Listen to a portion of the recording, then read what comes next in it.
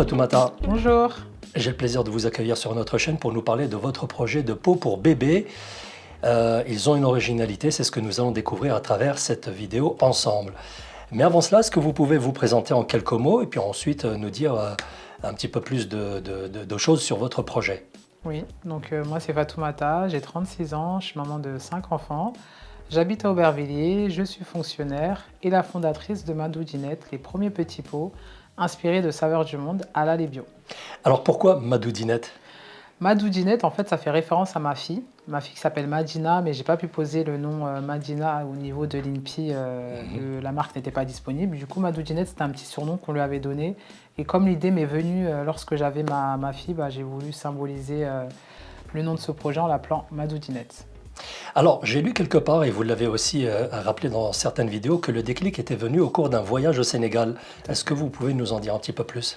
Oui, en fait, moi, par conviction religieuse, mes enfants, il faut savoir qu'ils mangent que halal. Et quand j'ai voyagé avec ma fille, comme j'étais en vacances, je voulais pas me prendre la tête à cuisiner, donc j'ai acheté que des petits pots à base de poissons, de légumes. Et arrivé sur place, mes tantes lui ont donné des plats locaux. Elle a adoré, et bien évidemment halal. Et quand je suis arrivée en France, je me suis dit, mais pourquoi Blédina ou Nestlé, enfin les concurrents, pourquoi ils ne mettent pas ça sur le marché afin que je puisse me soulager et en acheter sur place? Et mon mari, il m'a poussé à me lancer en me disant, toi, vas-y, fais-le.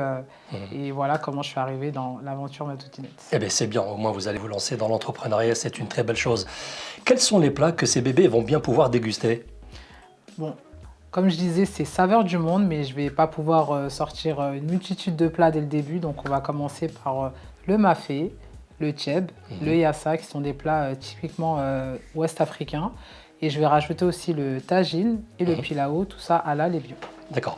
Et donc ça va constituer votre gamme de produits que vous allez commercialiser. Exactement. D'accord. Sur le plan gustatif, est-ce qu'on retrouve les mêmes saveurs qu'un vrai plat fait maison? Ça se rapproche des vrais plats faits maison, mais ce n'est pas tout à fait les mêmes saveurs parce qu'il faut savoir que c'est destiné à des bébés. Donc on ne peut pas mettre tous les ingrédients, on ne peut pas mettre d'épices, on ne peut pas mettre tous les légumes. C'est vraiment adapté à l'âge de l'enfant. Donc c'est pour ça que j'insiste sur le inspiré de saveurs africaines et pas à saveurs africaines. D'accord. Alors, mettre la cuisine africaine en pot, c'est original, mais c'est en même temps aussi valoriser et démocratiser la cuisine africaine. Oui, parce que je trouve que la nourriture pour bébé n'est pas assez diversifiée. Oui. C'est des saveurs standards, bœuf carotte. Il n'y a pas assez de plats issus de diversité. Et moi, j'aimerais bien qu'un parent qui a des origines, ou même un parent qui n'a pas forcément d'origine, qui souhaiterait égayer le palais de leur enfant, puisse avoir des produits d'autres saveurs et de d'autres pays. Et lui faire donc découvrir la cuisine africaine. Est-ce que l'idée même d'entreprendre vous a effrayé lorsque votre mari vous a encouragé à y aller, à foncer? Sur le coup, non. J'étais un peu surprise, sur le coup, non. Mais en effectuant mes recherches, j'ai eu un peu peur parce que je me suis dit, c'est pas que je me lève, j'ai envie d'être entrepreneuse et ça coule de source. C'était quand même compliqué, c'est long. Moi, je suis rentrée dans une niche qui n'est pas facile, qui est l'agroalimentaire. Et de plus, l'agroalimentaire infantile qui est très normé, très réglementé. Mais je me dis, si d'autres l'ont fait, pourquoi pas moi? Alors, je rappelle justement, puisque vous parlez de l'industrie de l'alimentation, l'alimentation infantile actuellement est un marché qui pèse plus d'1 milliard de dollars. Est-ce que vous le saviez? Oui, je le savais. Ouais, donc il y a vraiment de quoi faire là-dessus. Quelles sont les étapes de conception de vos plats et de mise en pot? J'ai concocté des recettes avec l'aide d'une diététicienne et nutritionniste infantile, ainsi qu'une consultante en baby-food. Ces recettes-là, on va les donner à un laboratoire qui va pouvoir les fabriquer en grande quantité et pouvoir les vendre. Et les mettre en pot? Exactement. Alors, ce qui va intéresser les mamans qui ont le même profil que vous, qui recherchent donc de la nourriture bio et halal, comment est-ce que vous garantissez l'aspect bio et halal pour vous-même et pour les consommatrices? Mes pots seront certifiés halal tout simplement, ça sera notifié sur les pots et ça sera certifié aussi biologique et ça sera écrit aussi sur le pot, sachant que si les pots ne sont pas 100% bio, je ne peux pas avoir la certification. Donc à partir du moment où c'est certifié bio, que c'est notifié sur le pot, c'est que mes aliments sont 100% sains. Alors, sur le plan de la sécurité alimentaire, vous êtes formé à la méthode HACCP. Oui, c'est ça. Alors, je vais expliquer aux auditeurs qui nous écoutent. C'est une méthode d'analyse et donc c'est une méthode qui est là pour analyser les dangers et les points critiques et de les maîtriser de la meilleure des façons. Voilà.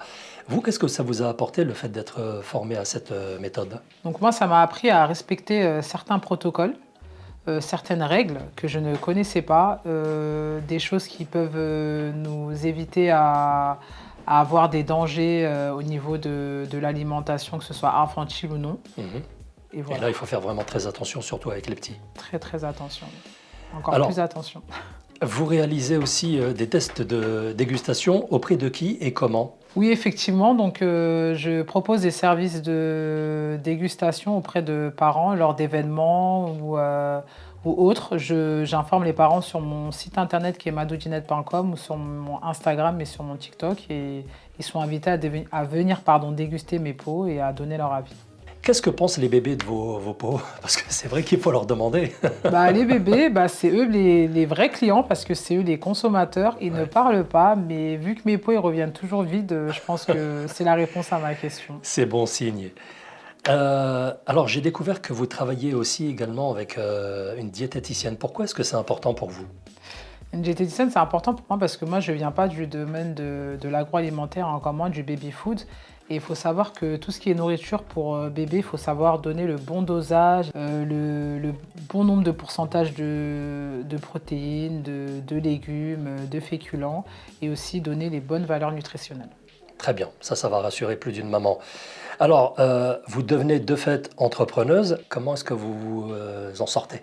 Financièrement, c'est un peu dur, mais c'est un sacrifice qui payera plus tard. Donc, je sais que il faut faire avec les moyens du bord. J'ai pas forcément les fonds, j'en suis très consciente, mais plus tard, ça payera. J'espère pour vous. Alors, on a presque fini cette interview, cette rencontre avec vous. Est-ce que vous vous rendez compte qu'aujourd'hui, vous êtes en quelque sorte aussi une ambassadrice pour les jeunes générations qui arrivent, qui ont peut-être envie aussi de se diriger vers l'entrepreneuriat? Oui, je me rends compte que je suis un exemple pour les nouvelles générations. Il y a beaucoup de mamans qui sont venues me voir en privé, qui avaient peur d'entreprendre parce qu'elles ont leur vie professionnelle et leur vie personnelle. Consolider les deux, c'est très compliqué. Et moi, j'y arrive, donc ils se disent pourquoi pas moi. Et moi, je tiens à leur montrer l'exemple et leur dire que ce n'est pas impossible et qu'on peut être maman et entrepreneur. Exactement. Bon, alors je vais expliquer aux auditeurs qui suivent la vidéo que si vous entendez un petit bébé gazouiller, c'est normal, vous êtes venu avec de la famille, et notamment Oui. une petite fille qui est sûrement l'une des dégustatrices Oui, de vos c'est pots. Vous lui ma- donnez des pots? Oui, ah oui, oui, elle consomme mes pots, elle valide mes pots. C'est qui en fait? C'est ma nièce. D'accord. Allah يبارك. Quelles sont vos perspectives de développement? Moi, je me vois plus tard être à la tête de mon entreprise, avoir une gamme développée avec toutes les saveurs du monde, une gamme allant de 6 mois à 36 mois avec différentes textures, faire une gamme de céréales, faire une gamme aussi de biscuits pour enfants Mhm. et toujours avec des ingrédients exotiques. Bon, eh bien très bien. Bonne chance à vous, Fatoumata. Merci. Et longue vie à Madoudinette. Merci. Alors, est-ce que vous aimez lire? J'adore lire. Eh bien, écoutez, vous voyez sur la table, là devant vous, il y a un Oui. coffret, vous pouvez le prendre. Ah, super. Voilà. Voilà. Vous pouvez même le montrer à la caméra. Voilà. Et vous pouvez montrer également les livres qui sont Ah, là sur la top. table. C'est Les aventures de Saladin et Nour. Voilà, 2 exemplaires pour vous, que vous pouvez montrer à la caméra Ah, également. merci beaucoup. Voilà, aux éditions Orims, qui nous les offre gracieusement et qui va les offrir à tous nos invités qui viendront sur cette chaîne. Merci. Bonne lecture à vous Merci, c'est gentil. et à très bientôt. Merci. Au revoir.